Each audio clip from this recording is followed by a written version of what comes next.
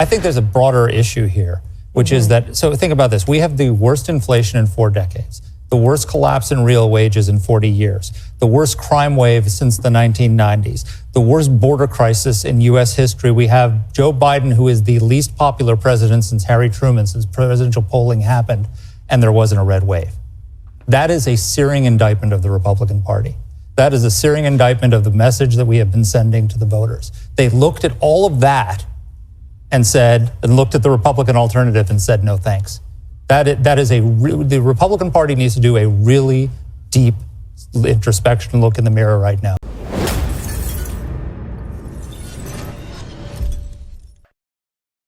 So in the United States, we just had our midterm elections between Republicans and Democrats for control of Congress. Now, the midterm elections are elections held in between presidential elections and notoriously favor the political party out of power. Steve, set the scene for us. What are you watching?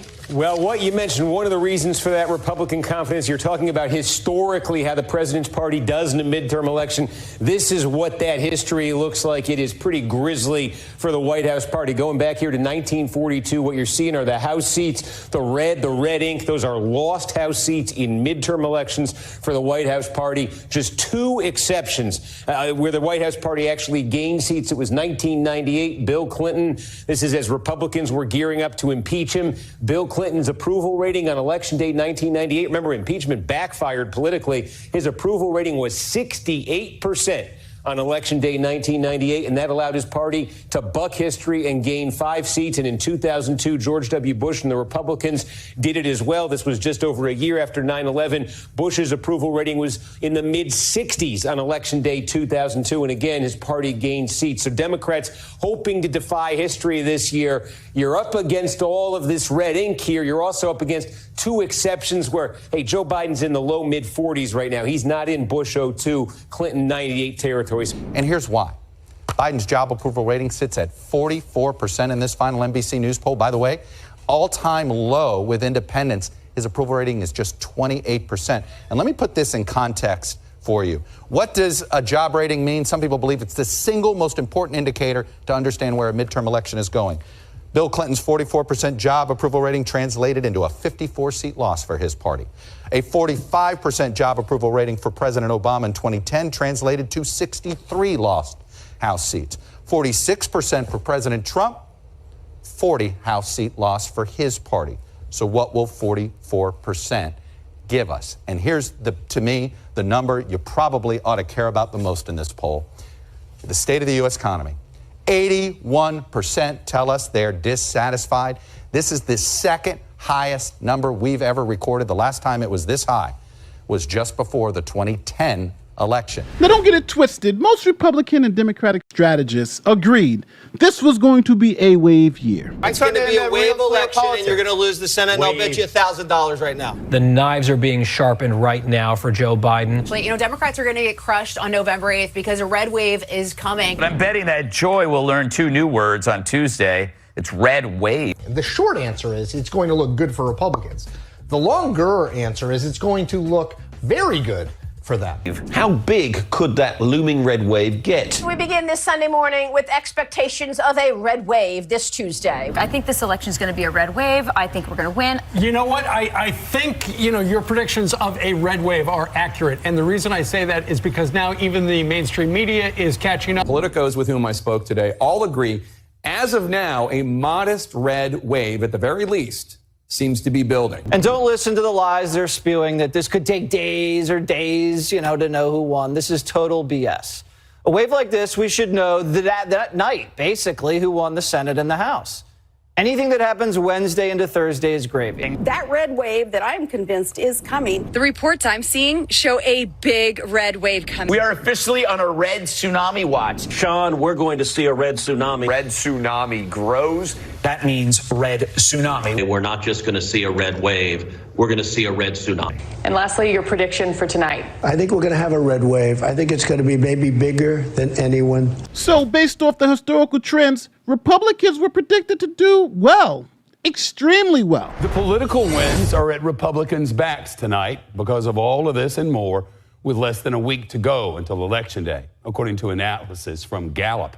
Look at this. A new poll from the company found just 17% of Americans are satisfied with the way things are going in the country. That is the lowest satisfaction has ever been since Gallup started measuring it 4 decades ago.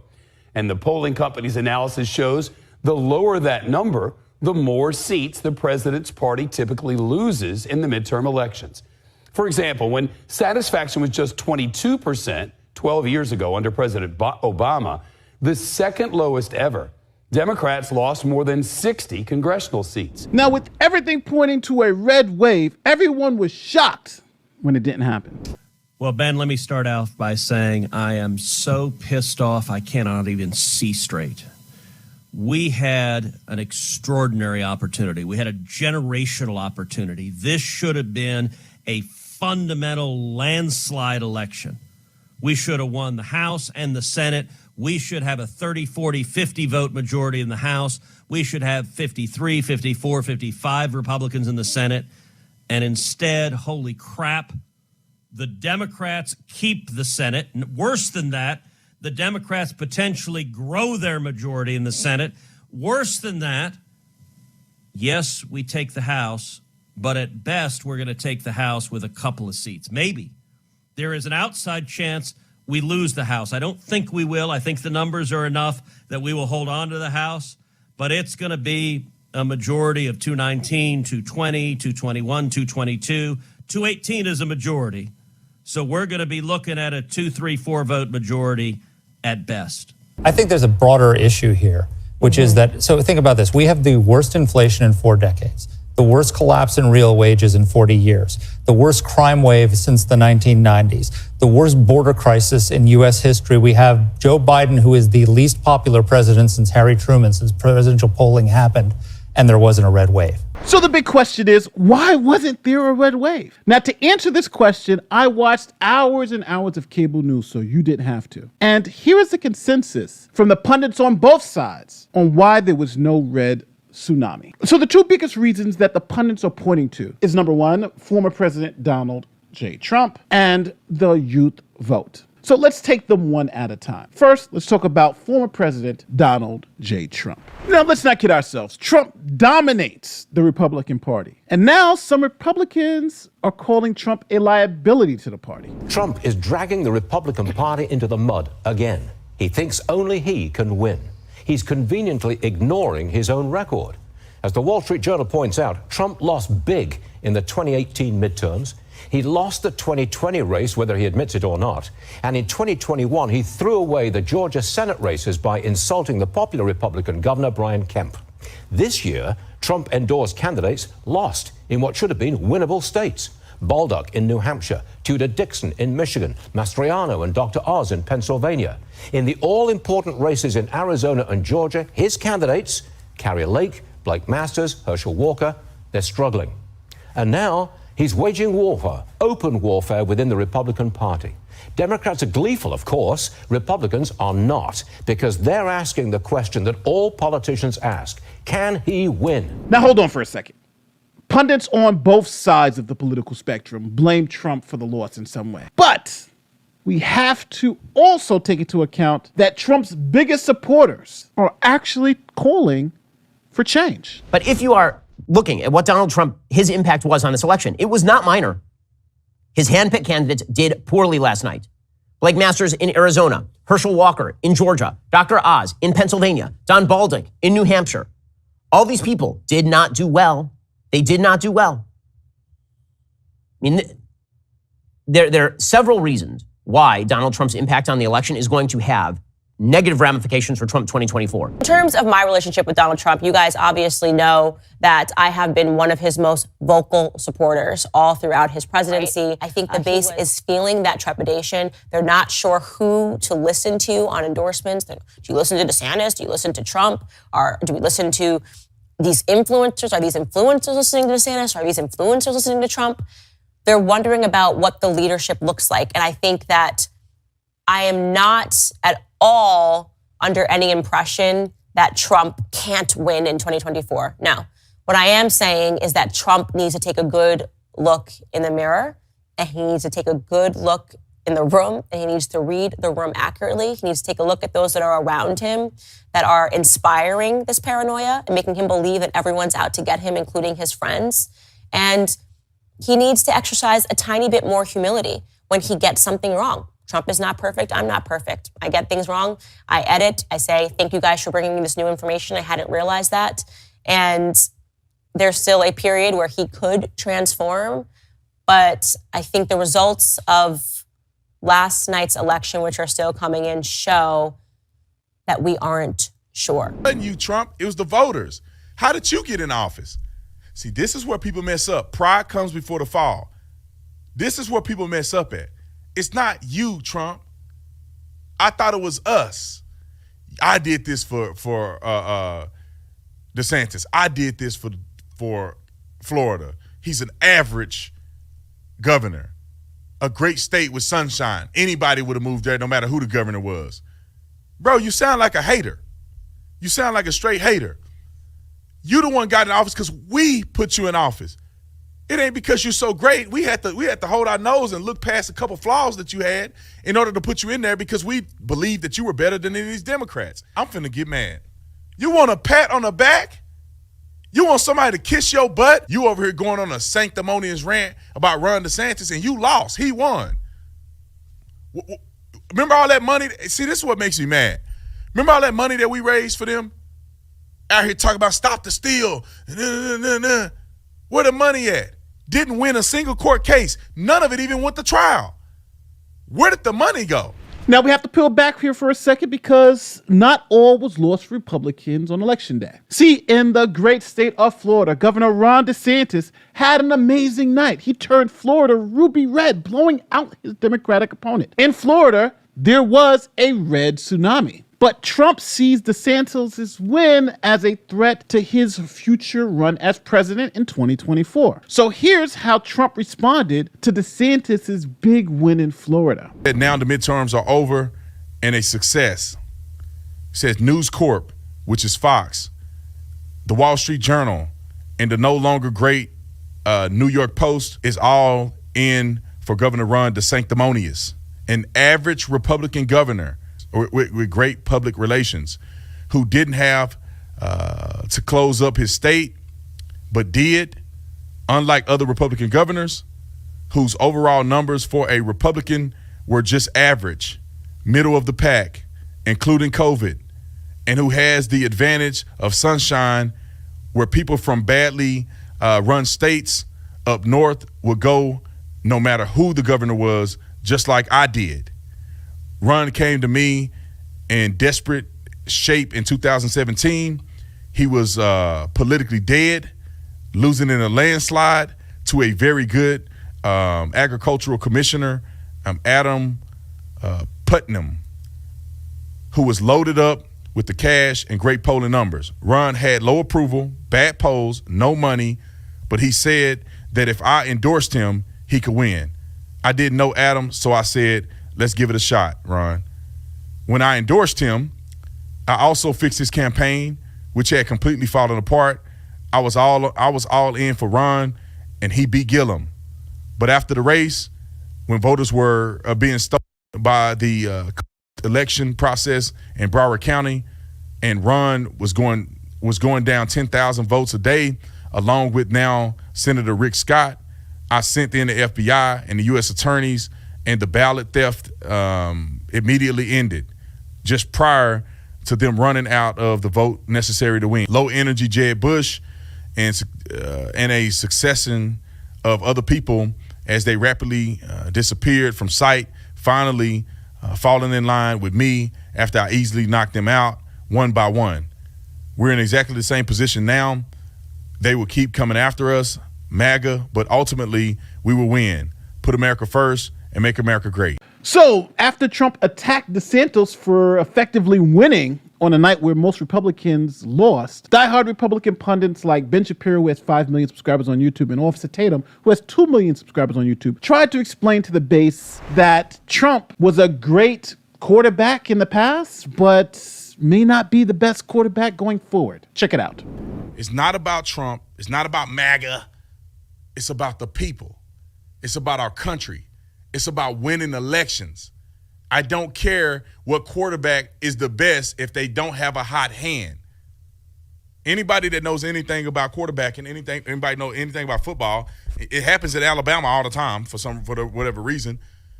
You got a player in there. He's the starter. He won games for you. He actually won a championship for you.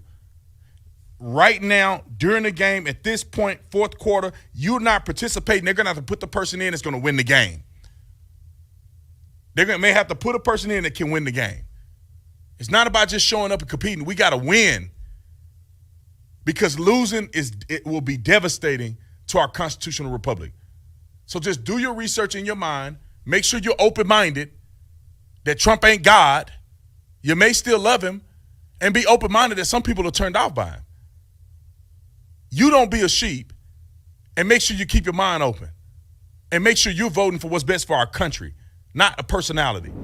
Donald Trump certainly is not the leader of the Republican Party.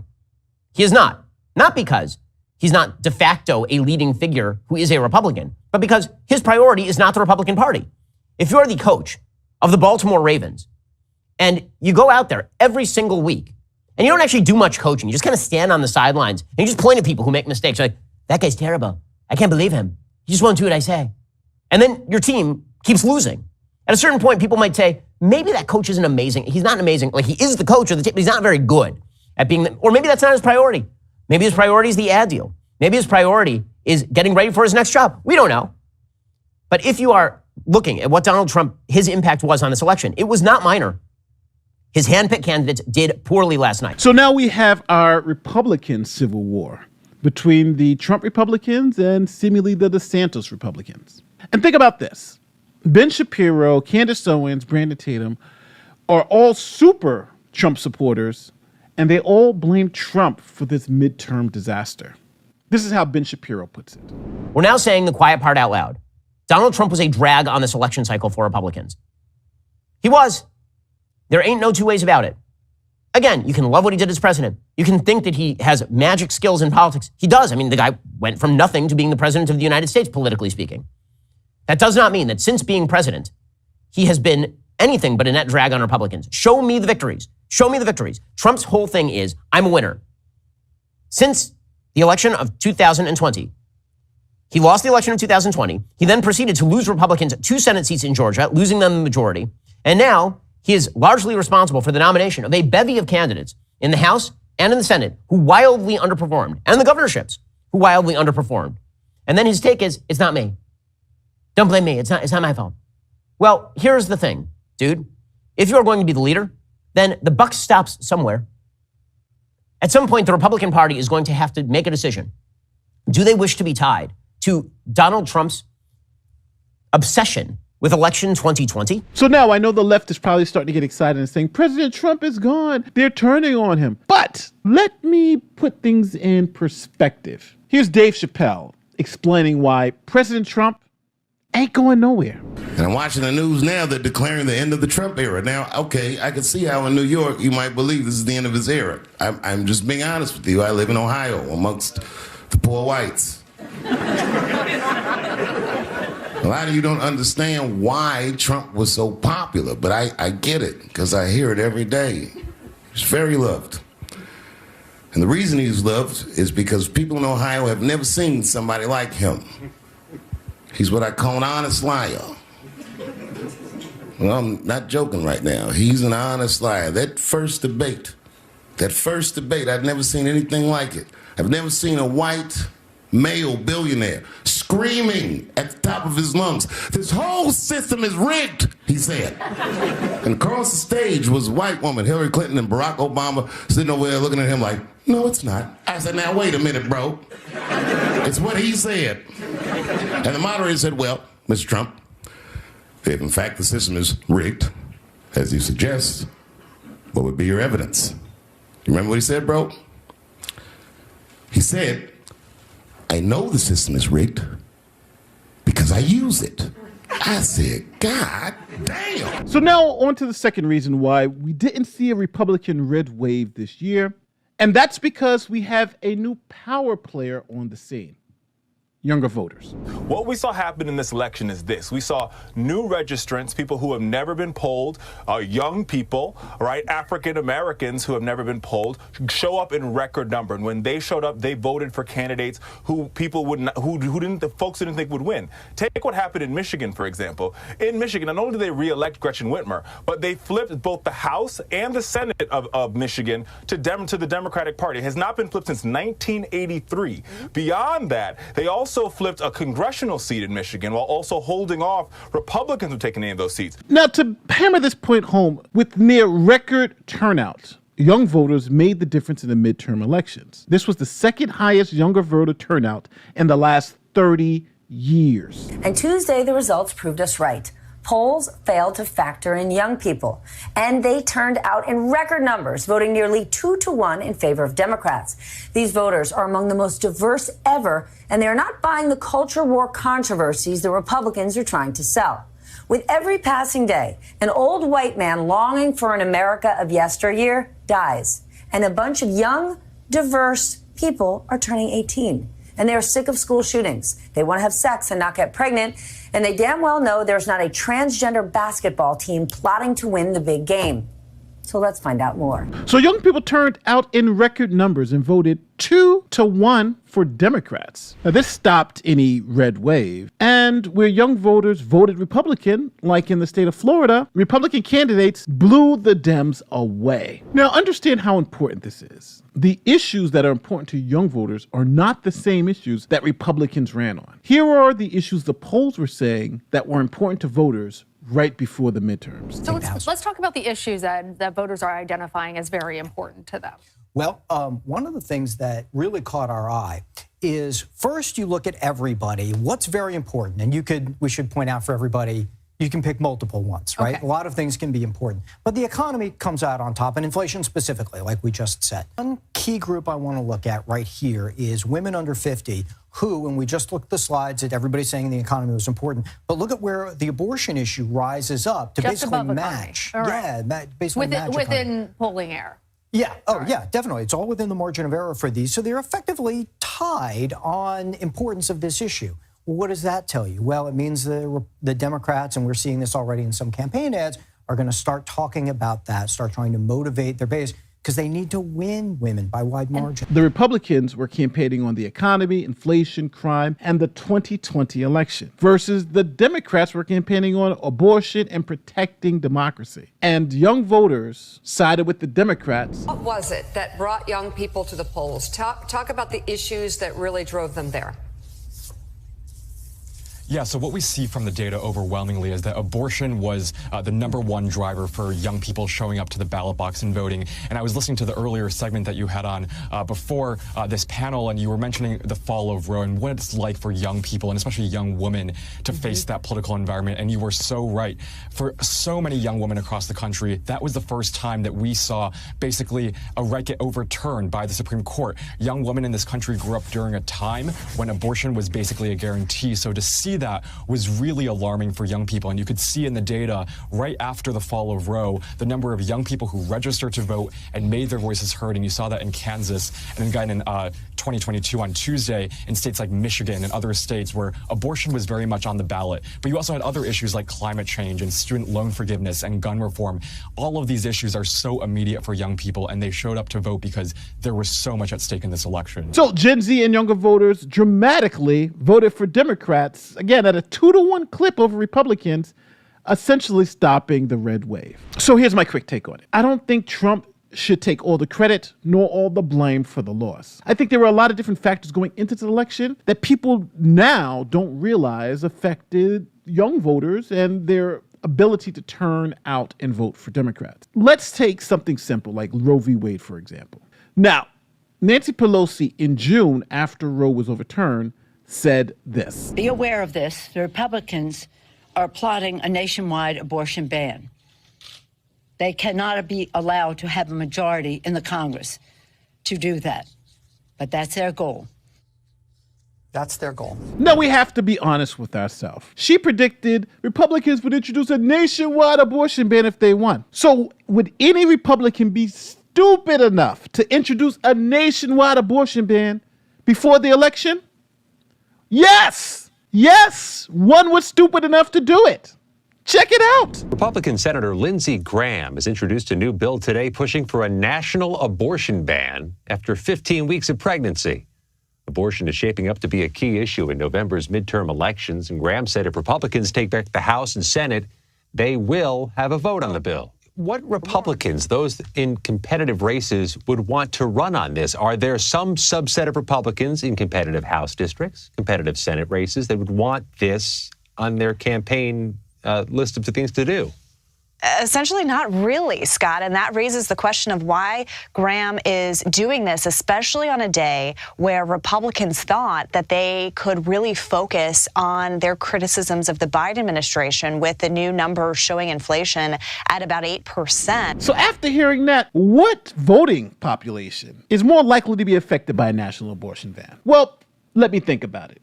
Single women and young people. So this happened. And we have a problem demographically. Single women are voting for Democrats by 30 points. 37. 37 points. Yeah. And in urban America, they're cleaning our clocks in the cities. Cleaning our clocks. I'm not saying anything nefarious is going on, but they are cleaning our clocks in the cities, and we're giving it away. And the fact that these youth voters are coming in so strong on an off year is very concerning. It looks like they've been brainwashed. This new generation is totally brainwashed because a lot of these single women that vote 37 spreads for Democrats are teaching all of our younger generation in these schools, and they're polluting their minds, and then they grow up, and then they're in their 20s, and then they vote for leftists. So when it comes to motivating young voters to come out to vote against Republicans based on abortion, I'd say Lindsey Graham has a lot to answer for if I were a Republican looking for who to blame. And honestly, I would say he has more to answer for than former President Trump. But that doesn't mean that President Trump doesn't have a lot to answer for. Let's really think about President Trump, the loser. 2018, he lost the midterms to Dems, who took control of the House of Representatives. In 2020, he lost both the presidency and the Senate. No matter what you think happened with the vote, he lost. And let's not forget about the 2022 midterms, where Democrats actually took the Senate back in a quote-unquote wave election year. So to be honest with you, that's 3 straight losses for Trump. And remember, Trump said you were going to be sick of winning. We must start totally winning and winning and winning again. Remember when I used to say, we're going to win so much? We're going to win that the people of Missouri are going to go to your governor and they're going to say, Governor, please go see the president. We can't stand winning so much. Remember, I used to say that, right? I used to say it, and that's what's happening. That's what's happening. And I also think people have to realize is that Trump brings out the Republican base like no other. But he also brings out the Democratic base. This is why you see record turnout among Democrats on an off year. Remember this, 70% of Americans think the country is going in the wrong direction with the Democrats in power. Now, this would usually suppress the Democratic vote because those people wouldn't be coming out to vote for Democratic candidates because they're unhappy with what they're doing. But that didn't happen in this election. They turned out because of Trump and Lindsey Graham. So that's what happened during the 2022 election. Let me know what you think down in the comment section. My name is Nate the Lawyer, and I'll see you next time.